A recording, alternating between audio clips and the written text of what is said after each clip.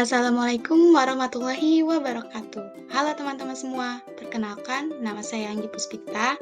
Saya mahasiswa Universitas Indraprasta PGRI dari kelas R2H dengan NPM 202114500634. Di sini saya akan menjelaskan tentang berpikir dan kecerdasan. Menurut kalian berpikir itu apa sih? Berpikir atau bernalar adalah kegiatan memecahkan masalah atau menjawab berbagai tantangan.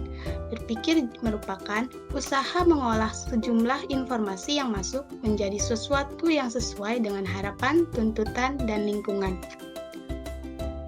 Ada dua bentuk berpikir. Yang pertama, berpikir konvergen. Berpikir menuju satu jawaban. Proses langsung yang berfokus pada mencari tahu jawaban paling efektif untuk suatu masalah.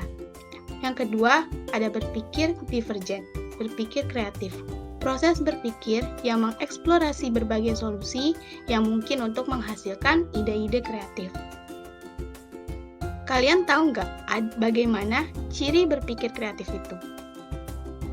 Ciri berpikir kreatif di sini itu ada 3. Yang pertama, lancar dalam melaksanakan tugas karena dibimbing terus oleh penalaran yang mengalir.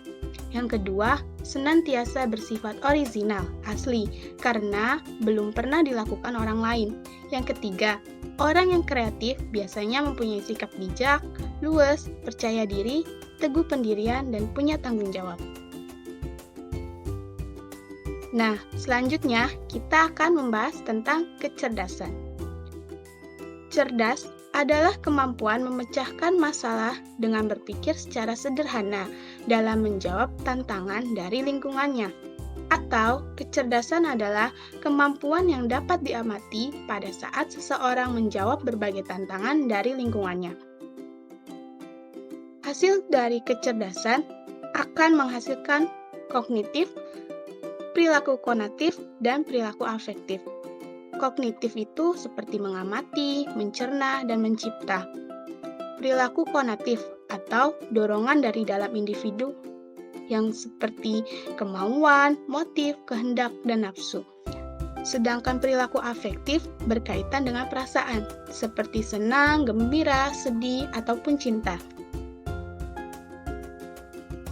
Beberapa para ahli berpendapat. Yang pertama, ada dari Benjamin S. Bloom.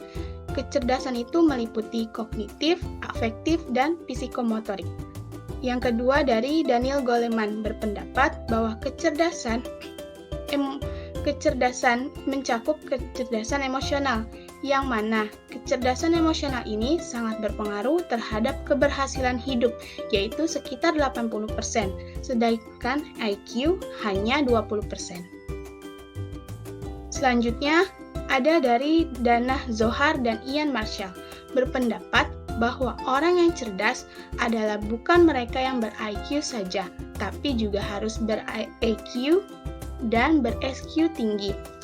Emotional intelligence yaitu kemampuan mengendalikan diri, sedangkan spiritual intelligence mendorong pada seluruh perilaku yang terpuji. Spiritual intelligence dan emotional intelligence akan menghasilkan manusia yang cerdas. Ia memiliki kemampuan seperti memahami dirinya sendiri, memahami orang lain, memiliki rasa empati pada orang lain, dapat memimpin dan meyakinkan orang lain, dan dapat memotivasi dirinya sendiri. Selanjutnya, kita akan membahas tentang kecerdasan ganda atau multiple intelligence. Konsep multiple intelligence menyediakan kesempatan pada peserta didik dalam mengembangkan bakat emasnya sesuai dengan kebutuhan dan minatnya. Kalian tahu nggak ada berapa multiple intelligence itu? Menurut Howard Gardner, ada 9 multiple intelligence. Yang pertama, ada intelijensi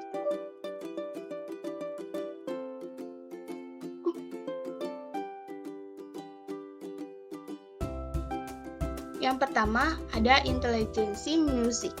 Seseorang yang mempunyai intelijensi musik yang sangat tinggi sangat peka mendengarkan nada dan ritme. Contohnya musisi dan komposer.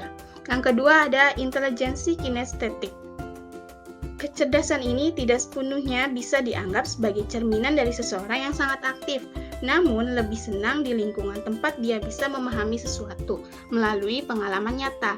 Kepekaannya dengan mengendalikan gerak tubuh dan berketerampilan tinggi menangani benda. Contohnya itu seperti atlet, aktor, dan fighter. Yang ketiga ada intelijensi visuospasial. Kepekaan yang tinggi terhadap garis, bentuk, volume, ruang, keseimbangan, cahaya, harmoni, dan warna. Contohnya itu ada arsitek dan navigator. Yang keempat ada intelijensi matematika logis. Senang belajar melalui cara berargumentasi dengan penyelesaian masalah. Mudah menangkap logika dan matematika, baik dengan angka-angka maupun rumus-rumus yang sulit. Contohnya engineer, programmer, dan akuntan. Yang kelima, ada intelijensi linguistik atau verbal. Mudah menangkap sesuatu yang disampaikan secara verbal dan pandai memilih kata-kata yang tepat. Contohnya itu jurnalis, lawyer, teacher. Lalu yang keenam, ada intelijensi interpersonal. Seseorang yang belajar lewat interaksi dengan orang lain. Kecerdasan ini mengutamakan kolaborasi dan kerjasama dengan orang lain. Contohnya ada konselor, politika, dan salesperson. Yang ketujuh ada intelijensi intrapersonal. Seseorang yang belajar melalui perasaan, nilai-nilai, dan sikap. Contohnya ada peneliti, novelis, wirausahawan. Yang kedelapan ada intelijensi naturalis. Senang belajar dengan cara pengklasifikasian, pengkategorian, dan urutan. Menyenangi hal-hal yang rumit tidak hanya pada alam saja, tetapi mengidentifikasi serta berinteraksi dengan proses alam. Contohnya itu ada petani dan pemerhati lingkungan. Yang kesembilan ada intelijensi esensial. Kecerdasan yang selalu mencari koneksi antar dunia dengan kebutuhan untuk belajar. Ingat, semakin banyak informasi yang dimiliki seseorang, maka akan semakin bagus penalarannya. Sekian penjelasan dari saya, semoga dapat dipahami. Wassalamualaikum warahmatullahi wabarakatuh.